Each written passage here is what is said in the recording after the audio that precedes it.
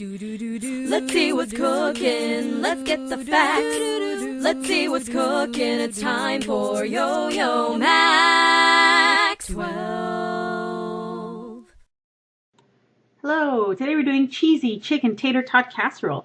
I found this recipe on a food blog called The Country Cook, and I will put a link in the description box to that website.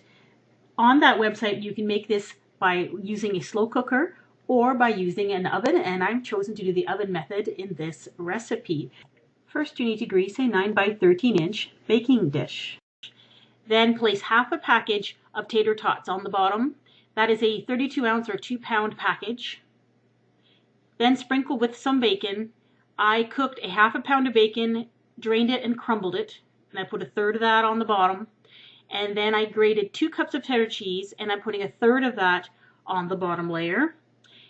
Then you're going to place 1 pound of cubed boneless and skinless chicken breast. I suppose you could use whatever kind of chicken you want for this. Then the second third of that bacon. You could use more bacon if you'd like, or less bacon. And then the second third of that cheddar cheese. Of course, the kind of cheese you'd like is up to you, but I do love cheddar the most. And then the other half of that bag of tater tots. Then sprinkle with the remaining cheddar cheese and the remaining bacon. And then take 3/4 cup of milk and pour that all over the top of the casserole. I used evaporated milk for this because I happen to have some in the refrigerator that I wanted to use up, and I thought it might give it a richer flavor. Then cover it with aluminum foil, put it in a 350-degree Fahrenheit oven, and bake it for about an hour.